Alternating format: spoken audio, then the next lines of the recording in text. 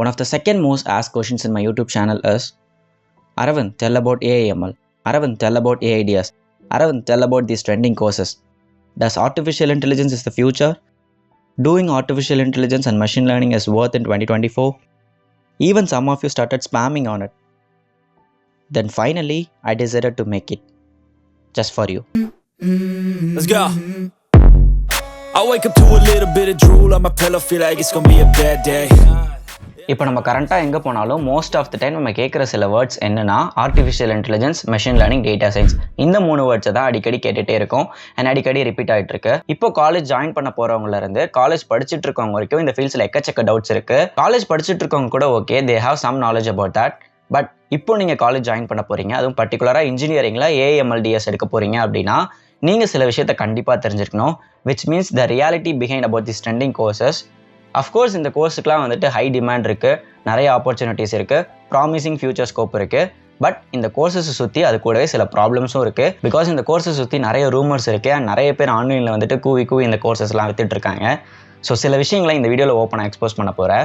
But before that, is this the first time you are visiting this channel, this is me Aravind. இப்போ தான் ரீசெண்டாக என்னோட engineering டிகிரியை complete பண்ணேன். ரீசெண்டாக ஒரு 2 weeks பேக். அண்ட் பார்ட் டைமாக யூடியூப்பில் வீடியோஸ் மேக் பண்ணிகிட்ருக்கேன். அவ்வளோதான். Let's get into the video. First, அந்த ப்ராப்ளம்ஸ்லாம் என்னென்னு பார்க்கறதுக்கு முன்னாடி AIML/DS இதை பற்றி ஒரு ப்ரீஃப் இன்ட்ரோடக்ஷன் கொடுத்துட்றேன். First, artificial intelligence. சிம்பிளாக சொல்லணும்னா நம்ம டே டு டே லைஃப்பில் சின்ன டாஸ்கில் இருந்து பெரிய டாஸ்க் வரைக்கும் இருக்கு இல்லையா, அந்த எல்லா டாஸ்க்கையும் ஒரு மிஷின் மூலியமாவோ இல்லை ஒரு கம்ப்யூட்டர் சிஸ்டம் மூலியமாவோ நம்மளோட எந்த ஒரு ஹெல்ப்பும் இல்லாமல் அந்த மெஷின்ஸையும் அந்த கம்ப்யூட்டர் சிஸ்டம்ஸை வச்சுமே கம்ப்ளீட் பண்ண வைக்கிறதுக்கு பேர் தான் ஆர்டிஃபிஷியல் இன்டெலிஜென்ஸ்.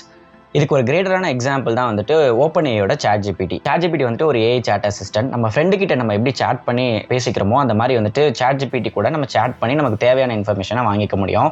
ஃபார் எக்ஸாம்பிள், நீங்கள் ஒரு ஸ்கூல் ஸ்டூடெண்ட், உங்களுக்கு ஒரு அசைன்மெண்ட் கொடுத்துருக்காங்க அப்படின்னா அந்த அசைன்மெண்ட் ரிலேட்டடான டவுட்ஸ், அதுக்கான டாபிக்ஸ், சப் டாபிக்ஸ் இது எல்லாமே வந்துட்டு நம்ம ChatGPT வந்துட்டே வாங்கிக்கலாம். ஈவன் நிறைய பேர் கான்டென்ட் கிரியேஷன் கூட ChatGPT யூஸ் பண்ணிட்டு இருக்காங்க. உங்களுக்கு ChatGPT வந்துட்டு எப்படி எஃபெக்டிவாக யூஸ் பண்ணுறது, ChatGPT பற்றி இன்னும் தெரிஞ்சுக்கணும்னு நினச்சிங்கன்னா கமெண்ட் பண்ணுங்கள், அதை ஒரு செப்பரேட் வீடியோவை மேக் பண்ணி போடுறேன். ஸோ இதுதான் பேசிக்காக ஏஐக்கு ஒரு குட்டி example. And coming to machine learning, இப்போ நம்ம ஏஐ பார்த்தோம் இல்லையா, அதோட ஒரு சப்செட் தான் இந்த மெஷின் லேர்னிங்.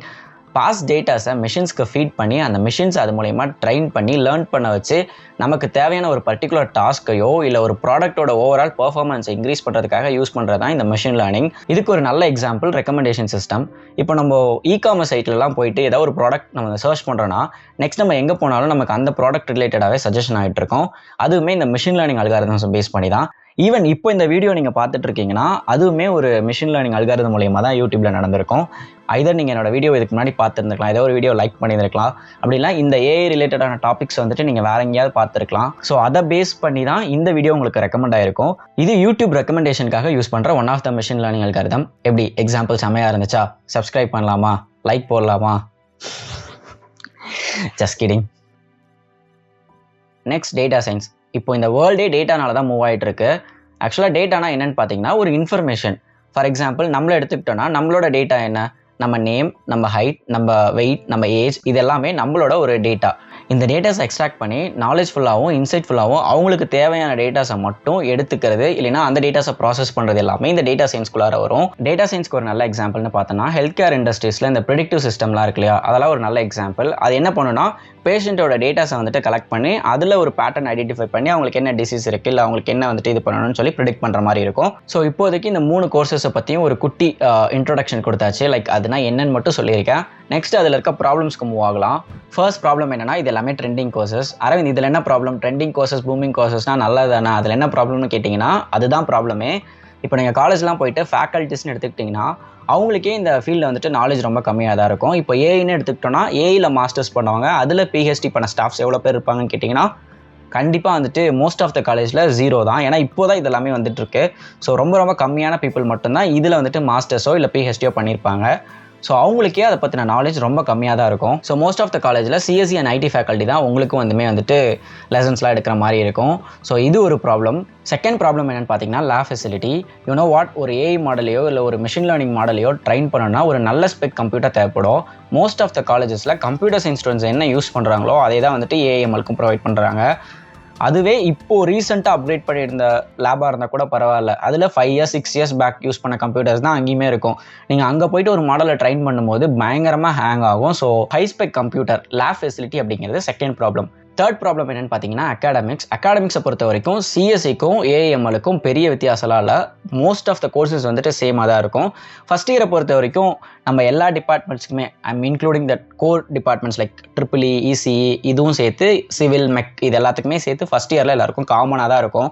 ஃபஸ்ட் செமஸ்டரில் செகண்ட் செமஸ்டர்லேயும் கிட்டத்தட்ட ஓரளவு காமனாக தான் இருக்கும். செகண்ட் செமஸ்டர்லேருந்து தான் அந்த கோர், இப்போது நீங்கள் சிஎஸ்சி படிக்கிறீங்கன்னா சிஎஸ்சியோட கோர் சப்ஜெக்ட்ஸ், இசிஇ படிக்கிறீங்கன்னா இசியோட கோர் சப்ஜெக்ட்ஸ் அதுக்குள்ளார என்டர் ஆவீங்க. இப்போ என்ன எடுத்துக்கிட்டேன்னா நான் ஒரு சிஎஸ்சி ஸ்டூடெண்ட், எனக்குமே வந்துட்டு ஏஏ, எம்எல், டிஎஸ் இது பற்றி 3 பற்றியுமே ஒரு சப்ஜெக்ட்ஸ் இருந்துச்சு. அண்ட் அவங்களுக்குமே அதே சப்ஜெக்ட்ஸ் தான் இருந்துச்சு. என்ன அவங்களுக்கு எக்ஸ்ட்ராவாக ஒரு 2 to 3 சப்ஜெக்ட்ஸ் வந்துட்டு அந்த ஸ்பெஷலைஸ்டு சம்மந்தமாக இருக்கும். எனக்கு அது கிடையாது, ஜென்ரல் சிஎஸ்சியில் தான் இருக்கும். ஆனால் எனக்கு அது படிக்கணும்னு தோணுச்சுன்னா என்னால் வந்துட்டு அதை ஈஸியாக அவுட் சோர்ஸ் பண்ணியே தெரிஞ்சுக்க முடியும்னு சொல்கிறேன். அதாவது நீங்கள் ஏஎம்எல் போய் தான் ஏஎம்எல் பற்றி படிக்கணுன்ட்டு இல்லை, நீங்கள் சிஎஸ்சி எடுத்துமே அதை பற்றி தெரிஞ்சுக்கலான்னு சொல்ல வரேன். கிட்டத்தட்ட ஒரே எக்ஸ்போஷர் தான் 2 பேருக்குமே இருக்கும். ஆனால் மோஸ்ட் ஆஃப் த ஸ்டூடெண்ட்ஸ் வந்துட்டு இந்த கிளாரிட்டி இல்லாமல் எல்லாரும் ஏஎம்எல் பின்னாடி போயிட்டுருக்காங்க. நான் இந்த கோர்சஸ்லாம் வந்துட்டு உங்களை எடுக்க வேணான்னு சொல்லலை, உங்களை பயமுறுத்தலை. நான் என்ன சொல்ல வரேன்னா, இப்போ கவுன்சிலிங்கில் வந்துட்டு உங்கள் கட் ஆஃப்க்கு ஒரு சிஎஸ்சியில் ஒரு ஐடி டிபார்ட்மெண்ட் தான் கிடைக்குது. ஆனால் எனக்கு வந்துட்டு ஏஎம்எல் தான் வேணும், ஏஐடிஎஸ் தான் வேணும், அதனால் நான் வந்துட்டு கவுன்சிலிங்லேருந்து வெளியாகி மேனேஜ்மெண்ட்டில் வந்துட்டு பே பண்ணி ஜாயின் பண்ணிக்க போகிறேன் அப்படின்னு டிசைட் பண்ணிங்கன்னா அது ஒரு தப்பான சாய்ஸ். என்னை பொறுத்தவரையும் உங்களுக்கு வேணும்னா நீங்கள் சூஸ் பண்ணிக்கோங்க. அண்ட் இன்னொரு விஷயம் என்னென்னா, இதையே அட்வான்டேஜாக யூஸ் பண்ணிக்கிட்டு நிறைய காலேஜஸ் அண்ட் இன்ஃப்ளூயன்சர்லாம் சேர்ந்து ஏஎம்எல், ஏடிஎஸ் கோர்ஸை வந்துட்டு ப்ரொமோட் பண்ணி சேல் பண்ணிகிட்டு இருக்காங்க. உங்ககிட்ட இருந்து மல்டிபிள் லேக்ஸை வந்துட்டு வாங்கிட்டு இருக்காங்க.